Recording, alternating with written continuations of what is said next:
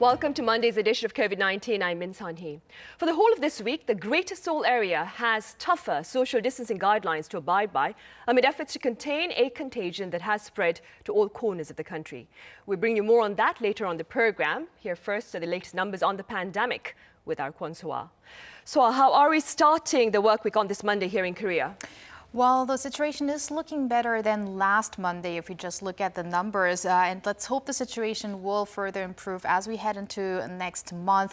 But that will only happen if the nation's people will listen to the authorities, especially those in the metropolitan region, because health authorities are asking for people in that region to temporarily put their daily lives to a halt. Right, and that has a lot to do with the newest social distancing measures, right, So? Right. Abiding by the government's latest guidelines means some sacrifices in daily pleasures, such as eating out and drinking out. And officials earlier today called on the nation's people to head right home after work and also delay or cancel any unnecessary appointments. And Sunny will actually look deeper into the social distancing scheme with experts later on. Let's do hope they will have effects and bring those numbers down. We have 248 cases this Monday. One additional death and 177 more people in quarantine and 70 people who made a full recovery. And we are nearing 20,000 cases in total accumulation. And if we go over to our graph, we see that compared to last Monday, we do have a slight decline.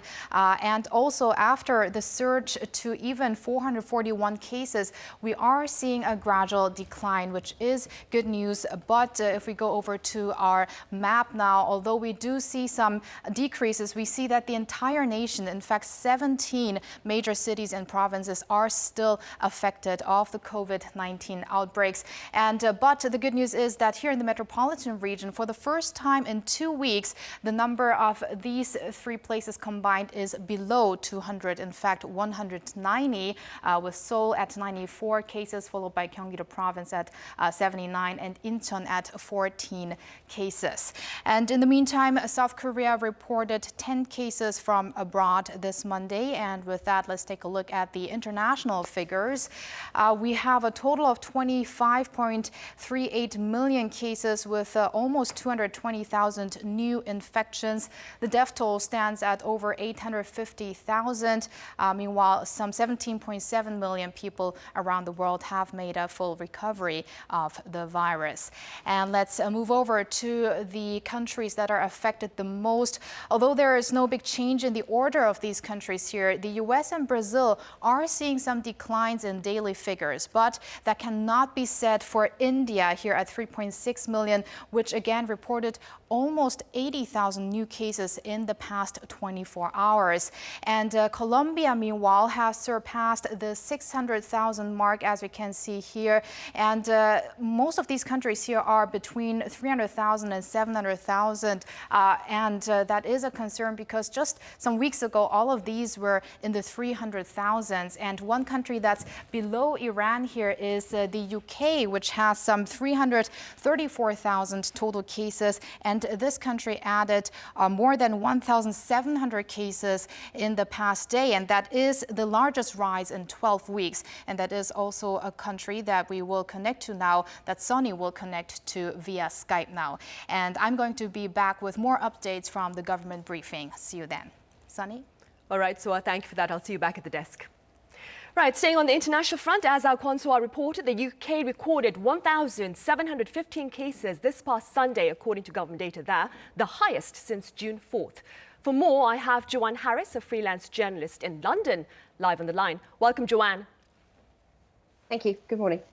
Right, Joanne, do please begin with the situation in the UK for us. So, yes, as we've just heard, the number of cases is rising here, quite slowly but steadily.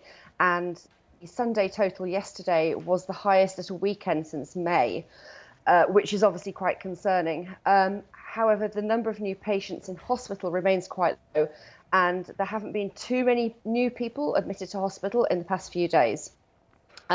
We only had one death reported yesterday. The total number of deaths here is now 41,499. It seems that the number of deaths is remaining fairly low or fairly steady. which is perhaps a positive. And the testing regime is working better than it has been. There will be more tests during August than there were in July on a consistent basis.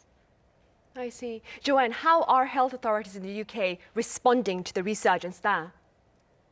There isn't really anything new that's going on at the moment. We haven't been told to social distance more. We've just been told to keep cautious. We have to wear masks in shops since July and on public transport since June. There is the possibility for local lockdowns. So at the moment, there are 3 areas in the northwest of the country that are locally locked down, which means that households are being told to restrict their socializing to just one household. However, shops are still open, restaurants are still open, pubs are still open, and outdoor activity isn't really restricted. The main thing that is being put in place by the government at the moment is quarantines for travellers coming home from abroad.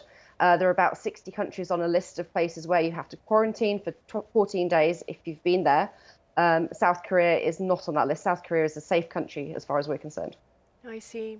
Now, I understand, Joanne, that also as part of efforts to better respond to the COVID-19 outbreak there, an entity has been established, a new one, to better address public health matters. It's called the National Institute for Health Protection, and it is reportedly seeking to learn from Korea and Germany as their health protection agencies are more focused on pandemic response. Please tell us more. We don't know an awful lot at this point. The National Institute for Health Protection was launched a couple of weeks ago, but it won't be fully up and running until next year. So for the moment, it is just focusing on COVID. It brings together 3 existing agencies. We have Public Health England, NHS Test and Trace, and the Joint Biosecurity Agency. And they're going to be brought together into one organisation with a science-led approach to public health, we're told. However, critics think that this is the government just trying to pass the blame for the handling of the COVID pandemic onto Public Health England, which it is abolishing. And there's also criticism of the woman who's been chosen to lead the new agency, whose name is Baroness Dido Harding, as she has relatively limited experience in the health sector. She's been in charge of NHS Test and Trace, and lots of people think that NHS Test and Trace has not been particularly effective so far. So we're really waiting to see what the new institute will actually achieve. I see. So only time will tell then. Joanne, here in Korea, one of the most urgent issues related to COVID-19 is the containment of the virus in the Greater Seoul area. What would be some of the more urgent issues regarding the pandemic in the UK at this moment? Right now, the discussion is all about going back to school. Schools will start again this week or next week. And there's been a lot of discussion about whether students should wear masks in classrooms. The different countries within the UK have now left the issue of mask wearing to different agencies. So in England, schools have been told they should tell students to wear masks in corridors. In Scotland, students will have to wear masks in corridors. And in Wales, it's up to individual local councils to decide if students have to wear masks. So we don't really know how it's going to play out. And hopefully schools are having to make their own decisions about the safety precautions that they're putting in place. And the other issue that is being discussed right now are the after effects, with the issue of how long COVID sufferers can have symptoms for. There was evidence given to a group of MPs about 3 weeks ago, and the MPs identified 60 long after effects that sufferers can have, including breathing problems, heart problems, memory loss, exhaustion, and even things like hair loss, although it's all being monitored. And I think that we will obviously see more of the after effects in the long term over the coming months. Right. All right, Joanne, thank you for making the time to join us live at this hour with your thoughts. Pleasure. Thank you. Right, we await now the regular afternoon briefing on COVID-19. Since August 14th, when authorities first recorded 3-digit daily infections in months, Korea now has more than 5,000 cases, with the majority of them centered in the metropolitan area. In response to this reality, starting from yesterday until the 6th of September, tougher social distancing has been put in place in the Greater Seoul region. Restaurants, bakeries, and even food trucks will have to close their on-site dining services by 9 in the evening. They can be open for takeout services from 9 in the evening to about 5 in the morning. Gyms, as well as other indoor sports facilities, will remain closed for the rest of the week, as will cram schools and other academic-related venues, including the so-called study cafes. Speaking of cafes, franchise coffee shops are allowed to offer takeout services only. Also, patrons are being asked to leave behind their personal information, including their names and number, to allow for efficient contact tracing in the case of an outbreak. This measure comes in response to a recent cluster infection at a coffee shop in Paju City.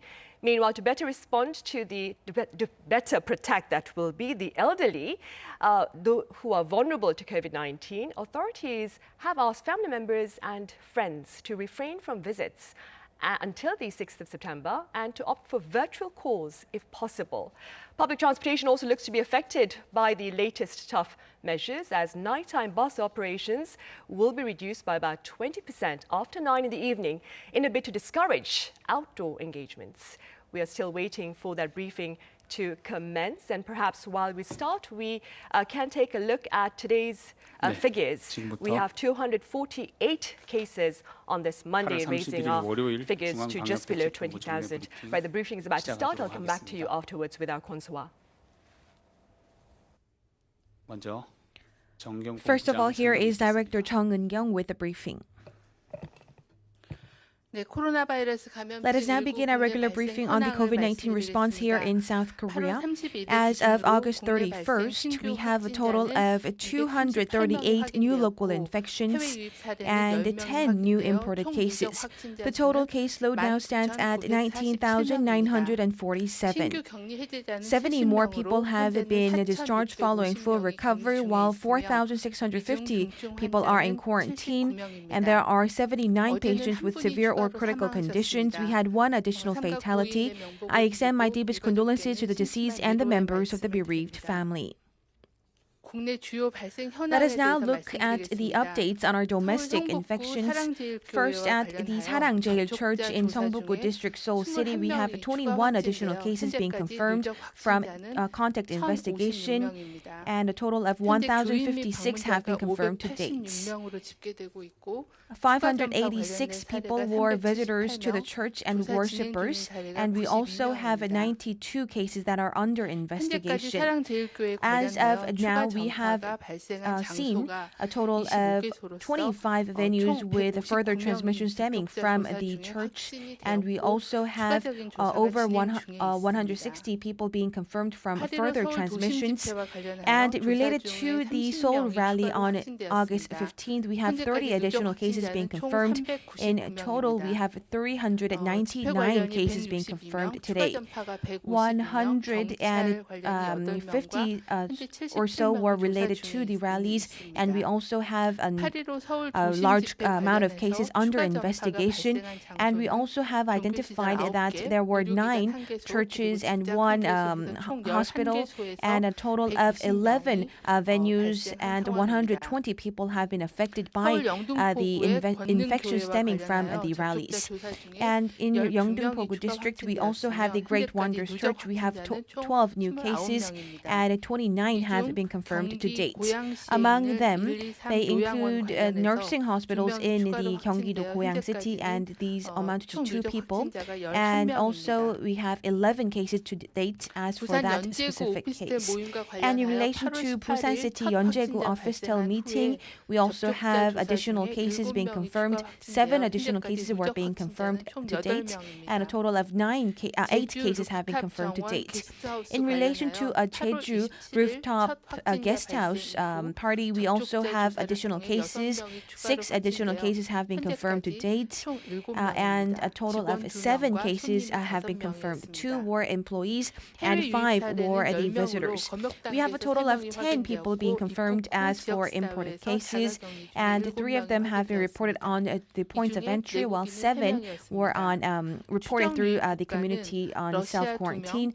2 were from Russia, 1 from Bangladesh, 1 from Indonesia, and 1 from Oman. 3 were from Europe, and 2 were from the Americas. And looking at the sources and the risk factors for the past 2 weeks, we have seen that currently during the last 2 weeks, we have about 209 cases on a daily basis on the average, which is about 8 times more than the previous 2 weeks. And we see that 80% of the total were clustered in the Seoul metropolitan area. And we also had 40 local clusters, and also 19.5% were unknown chains of transmissions, which was a slight increase. And we have the below 80% under management. And also we have seen a slight decrease in the number of new cases aged 20 or 20 to 38. And also we had a slight increase in the new cases aged 60 or above. And as for the daily average of severe cases, we have seen about 20 people, which is about 4 people more than the previous 2 weeks. And right now we have 324 deaths right now, and 97% of them have chronic illnesses, and about 302 or majority of them were above the age of 60. And about 27.7% is a fatality for those over the age of 80. And we also note that those aged over the age of 70 have a higher death rate compared to others. And during the past 2 weeks, we had 16 fatalities, and 3 of them were over the age of 90s, and also 7 were over the age of 80s, and also 14 of them had chronic illnesses. And looking at the sources of infection during the past 2 weeks, we've seen that 52% were domestic infections, and about 23% were contact with other cases, and about 19.4% were under investigation. We see cluster infections spreading through churches and small group meetings, as well as nursing hospitals, which is spreading to nationwide. And lately, we have seen cluster infections, and also churches have been one of the major sources of infection, as well as gatherings related to travels, and all of these venues have been also seen as the major sources of cluster infections, and we believe that we need to toughen our quarantine measures at these venues. At churches, we need to advise all of the churches to carry out services through online means, and please refrain from having social gatherings as well as group meals. And as for the services and the facilities that are frequented by the elderly citizens, we need to also have a clear log of the visitors, and also we need to identify the workers there. If you have went to a high-risk facility, you need to also be going to refraining from going to work, and we need to also get tested as soon as possible. If you have symptoms, you need to wear face masks as well as other quarantine measures. In order to curb the COVID-19 spread, we need to carry out social distancing, and it is very important for us to carry out these social distancing. And please abide by the level 2 social distancing guidelines, and they include when you meet with others, please note that this can increase the risk of infection. So please postpone or cancel non-essential outings, social gatherings, events, or travel. And when you visit restaurants or cafes, please, instead of dining in, please order takeout. And also home training or outdoor exercise is recommended in place of going to gyms. And as for social activities, please utilize PC or smartphones to have online meetings. And if you have to go out, please wear face masks at all times. When you wear your face mask, you need to cover your nose and mouth completely. And please do not touch the surface of the mask. And please abide by these measures as well when you wear face masks. And it is very important to keep about 2 meters distance with others, and also avoid going to confined, crowded, close contact environments that are poorly ventilated. Last but not least, if you have symptoms like fever or respiratory symptoms, please refrain from going to work or going outside, and get tested as soon as possible at a nearby screening clinic. During the past weekend, we have seen a slight decrease in the number of new infections. This is probably believed to be the weekend. However, we also believe that this is due to intensified social distancing measures, and we believe that these were the yielding results of the social distancing measures carried out by the public. We would like to thank you once again for taking this opportunity. However, we still have about 200 new cases on a daily basis, and we also see sporadic outbreaks nationwide, and lately we also have a large number of people with severe or critical conditions, and we have about 2 times more than in the number before previous week. And it is very important for us to carry out social distancing measures this week, and it will determine the future outbreak spreading, and it will also determine whether we can flatten the curve. And please endure inconveniences and discomfort, and please carry out the social distancing measures. We have to apologize for the public as well as the self-employed. We know that this will accompany many discomfort and inconveniences. However, we believe that these toughened measures are necessary to curb the virus going forward. And in order to yield fruitful results, we need to ask every one of you to carry out social distancing measures in a short term, but with high intensity, and we can also yield great results going forward in terms of quarantine measures. So please abide by the quarantine measures this week, and there are many reasons why we need to flatten the curve. It is all about protecting the lives of and the health of yourself as well as your loved ones, as well as the safety of your neighbors as well. And it is all about protecting the livelihoods of the self-employed, and it is all about preventing a possible medical collapse. And also it is about enabling our students to return back to school and to make a safe environment for the college entrance exam as well as many screening exams for employment. We believe that these also are the dreams and hopes of many individuals, and please carry out your quarantine distancing measures during this week. So we ask for your voluntary participation going forward. So refrain from going outside, and please stay home safe and sound. When you meet with others, please wear your face mask. Please cover your nose and mouth with your mask and wash your hands on a regular basis. We will also exert our full efforts. Thank you very much. 기자님들 보내주신 질문에 답변 드리는 시간 갖겠습니다. Right, that was Chung Kyung, the head of KCDC, with Monday's afternoon briefing. So, what was the gist of her address today?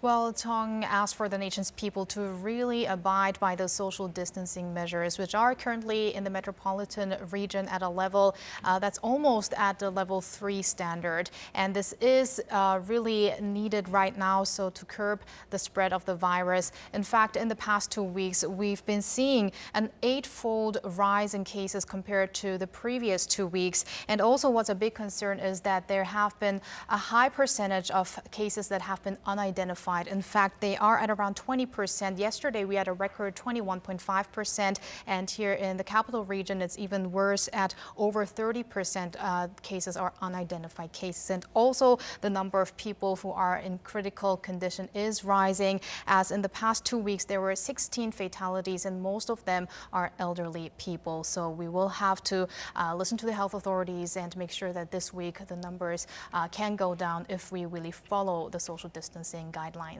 Right, so thank you for that. I'll see you again tomorrow. See you tomorrow.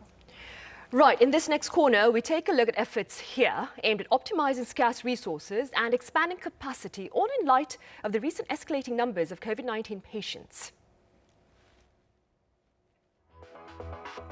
Korea is employing new tools and innovations in the fight against COVID-19, including drive-through test centers and road mobile negative pressure rooms that can be deployed anywhere at a moment's notice. Residential-type self-isolation modules have also emerged as a potential solution to tackle the anticipated shortage of quarantine facilities. We visited a manufacturer of these modular self-isolation quarters to learn more about their production process. 모든 자재의 70에서 80% 정도를 공장에서 기존 가공을 해서 현장에서 조립해서 완료하는 시스템을 모듈러라 통칭하고 있습니다. 제작을 해서 현장에서 설치 완료하는 시간까지는 약 일주일 정도 소요가 되고 Until now, modular construction has been employed for the assembly of negative pressure rooms and booth testing centers. The negative pressure room module includes a waiting area, living quarters for the patient, and a bathroom. They're equipped with beds, CCTV cameras, and equipment that generates negative air pressure. Patients are provided with meals and other supplies through a slot in the wall. Inside the bathroom ceiling, there's a 150-liter water tank for the sink and toilet, enough water to last up to 3 days. 코로나19가 발발하고 코로나가 장기화되면서 격리형 음압병상이 이제 부족할 게 예상이 됐습니다. 그래서 거기에 대비하고자 저희 이동식 음압병실을 개발하게 되었습니다. 기존의 천막이나 컨테이너 타입은 의료진이 장기간 근무하기에 굉장히 열악한 환경인데요. 저희는 이동식 음압병실 안에 화장실을 구성을 하고 단열이 잘 되는 재료를 사용해서 근무 환경을 좀 개선을 했습니다. Booth testing centers are equipped with pressure modulating equipment and glove wall systems. 의료진과 검사자 간의 비대면 접촉, 비접촉이 원칙으로 하고 있기 때문에 글로벌 시스템을 적용을 하게 된 거고, 또한 기존에 있는 컨테이너형이나 1인실보다는 약간의 좀 더 큰 공간을 확보를 해서 의료진의 이제 그 검사 환경이라든가 그다음에 내부적으로 생활을 할 수 있는 공간을 충분히 확보를 하는 데 중점을 두고 있습니다. It is hoped that these new innovations and more will help us find further ways to stop the spread of COVID-19.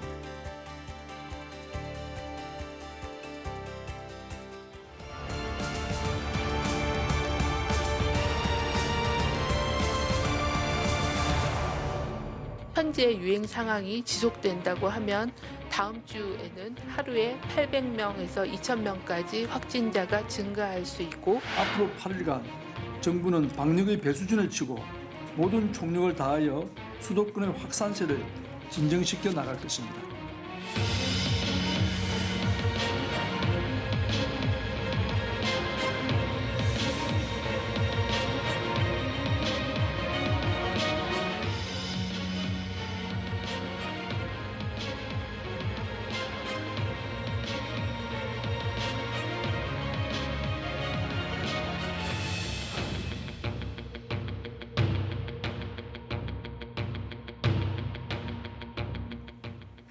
As of yesterday, that would be the 30th of August, stringent social distancing guidelines have been put into place within the metropolitan region until the 6th of September. For more on these guidelines and their impact, I have Dr. David Kwak from Soonchunhyang University Hospital. Welcome back, Dr. Kwak. Thank you. And I also have Dr. Alice Hyungyang Tan from Ms. Medi Women's Hospital. Good to see you again, Dr. Tan. Thank you. Dr. Kwak, let's begin with the head of the KCDC, Chung Young's forecast of 800 to 2,000 possible daily cases this week in the absence of stringent social distancing efforts. Do you share her grim outlook?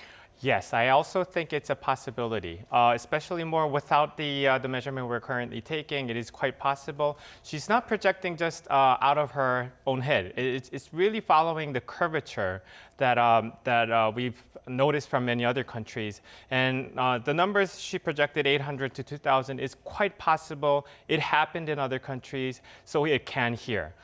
One thing we have to remember is that if we don't work as a whole nation, everybody has to join in to mitigate the virus and stop spreading the virus. We actually need to be scared of the situation currently. So we do have to come together as a nation and to minimize the spread and also to reduce the numbers of increase in the case numbers. I see. Dr. Tan, health authorities are claiming that this 1 week period, well, 8 days to be precise, if we count yesterday, that's Sunday, to this coming Sunday, will prove to be pivotal in the future path of the pandemic. Why this time frame? I don't think there's a magic formula that they use to come up with 8 days. It may have to do something with the generation interval for the virus. Basically, that's 4 days, and so we're hoping that if we go through 2 generation intervals, that might be enough time to stop chains of transmission, to decrease the rampant spread that we're seeing in Seoul. I think it is a little bit misleading, though, for people to think that after 8 days, they're going to be able to go back to their normal lives. That's simply not the case. What we can expect is during these 8 days, basically we're buying time. We're buying time for the epidemiologists to catch up with the tracking and tracing that is backlogged. We're buying time to scramble to get more hospital beds, isolation rooms, and personnel, medical personnel. We're trying to shorten the time until I reach our peak, and we're trying to decrease the number of total deaths that we may see because of this outbreak. The reason why I'm wary about this 8-day period is because even back in June 13th, Professor Kim-Ran of the National Cancer Center predicted that we were heading toward 800 daily new cases. So this was in June 13th. And what was going on that day? We had an R0, a basic reproductive rate of 1.79. We had 56 cases of unknown epidemiological link, 44 daily new cases, and the prevalence in Seoul was 11. What's going on now is the reproductive rate is between 1.5 and 2.5. We're seeing 200 to 400 daily new cases.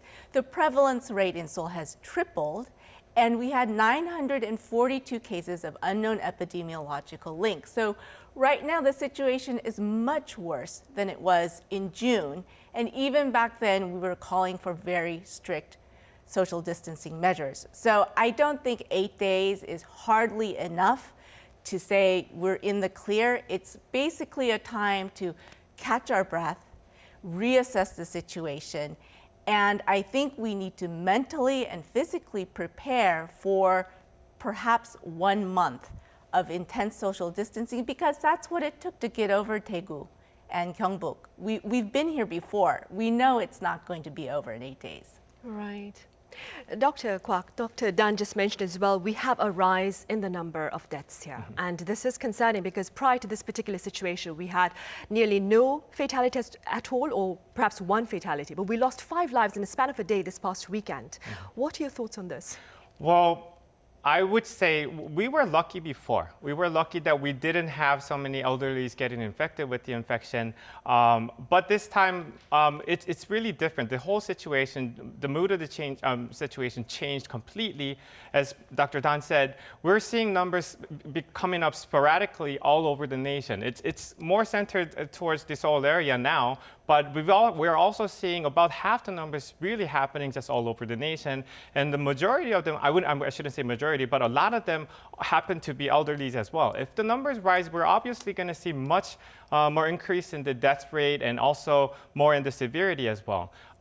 So all in all, really, the situation is we're at some point, really, we need to come together as a nation. And I re-emphasize, it's not some numbers that we are talking about. It's really the projections, what we are going to see in the future. We can expect to see even the larger increments in the increase, not only in the case numbers, but as you said, a lot more in the elderly population as well. It's not something that originated from some one place. It's really just happening all over the nation right now. So we really have to come together as a nation again, once again, to really mitigate, do our best to really mitigate this virus currently. Right, and as part of those efforts here in the metropolitan area, we are practicing the so-called 2.5 social distancing. Authorities have revealed that whether or not they raise this alert level to 3 will depend on the outcomes of the 2.5 social distancing.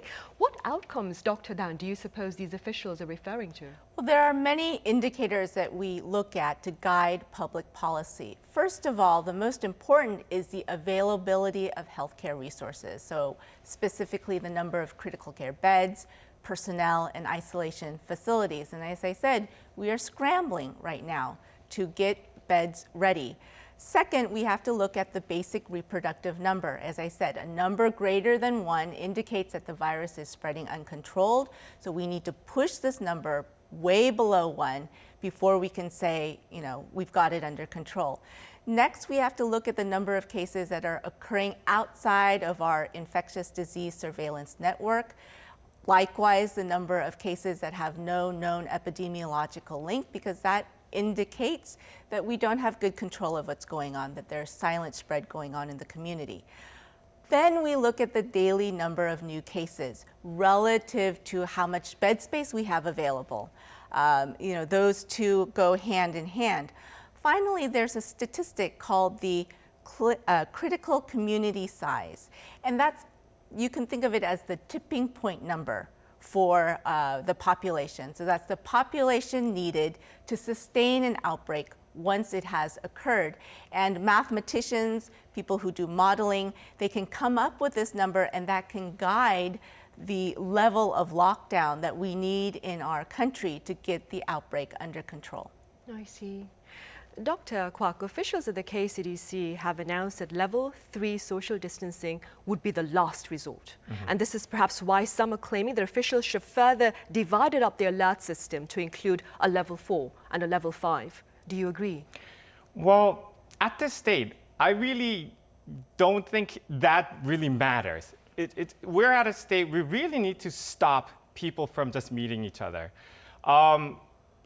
If we look into different sources and try to use an X-Acto knife to just cut out different sources, it's really not going to work out this time. Things are happening sporadically. As Dr. Tan mentioned, it's happening without any traceable links. We don't know where it is exactly coming from. Really, at this point in time, if we divide up the measurements levels, it's really not going to work. This time, we just really need to take the maximum possible measure once and for all, take it as efficiently as possible, and then, as Dr. Tan also mentioned, get ourselves enough time to reassess the matter, and then possibly go back to maybe lowering the measurements afterwards. But at this time, dividing it up to 4 different levels, 5 different levels, it's really not going to matter. Right. Dr. Tan, another trend of much concern is that a rising number of infections in areas even outside of Seoul. Areas previously that did not see a lot of cases are now reporting cases. What impact is this trend likely to have on overall containment efforts? Well, we all remember how hard it was to get the Daegu Gyeongbuk outbreak under control. And that was in a geographically limited space. And we had that list of probable cases, those thousands of people, and we placed them under isolation immediately until we could get to everyone for the testing that needed to be done. Right now, we have a huge number of cases that still need to be tested in Seoul. Less than 25% of the people who were present at the protests on August 15th have gotten tested so far. 15,000 out of 55,000. So that's a backlog right there. Also, we're seeing a huge number of cases, not just in Seoul, that need to be traced and tracked, but as you said, outside of the Seoul metropolitan area. Our epidemic surveillance investigators are overwhelmed. We have reached the limit, basically. And so this 8-day period of just pausing is going to buy the time that we need, first to break further chains of transmission, but then also to try to backtrack and sort of get a handle on the cases that have accumulated so far. So I think it makes it perfectly clear why we need a nationwide near lockdown in order to get the situation under control. It's really inevitable at this point.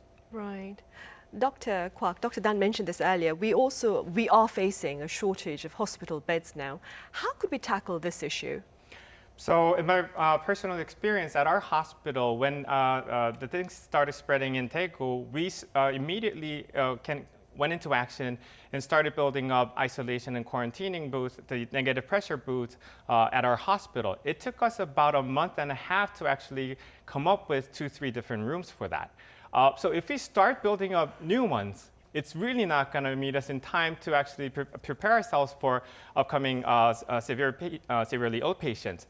we need to start thinking about possibly, I really hate to say this, but possibly cohorting, meaning putting these severely ill patients together in one room for them to share, and maybe use different machineries and whatnot to share the rooms. But also at the same time, I believe military personnel and also private sectors are coming into place to actually help the government to come up with these ICUs, equipment and rooms and whatnot. They should hasten that and hasten the process and try to come up with as many rooms as possible in the shortest time possible.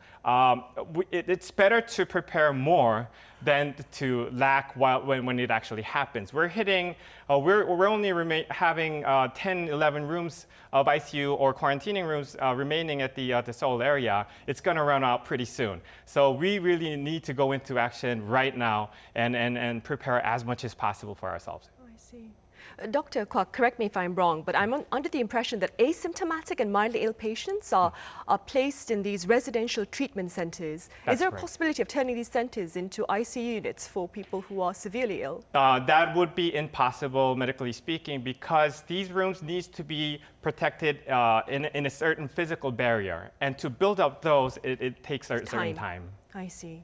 Dr. Dan, authorities here have ruled out the possibility of transmission through ventilation systems at apartments. This following a cluster infection at an apartment complex in Kurodong, Western Seoul. But a study of a bathroom in an apartment at Gwangju, China, suggests the possibility of transmission through drain pipes. What are your thoughts on this? Well, so in terms of the possibility of aerosol transmission through ventilation systems, I think the balance of the evidence argues against aerosol transmission.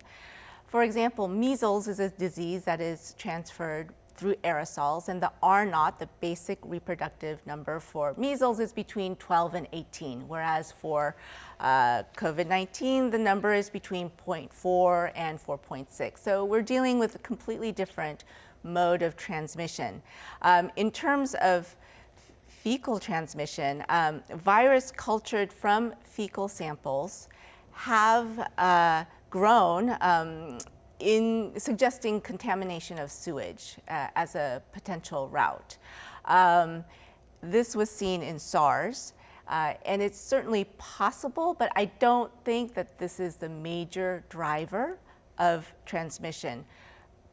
Direct contact, contact with fomite transmission, in other words, touching a contaminated surface, elevator knobs, door handles, and then of course, if you have an accumulation of droplets in an indoor space with poor ventilation, those are the major routes of transmission, and that's what we need to target.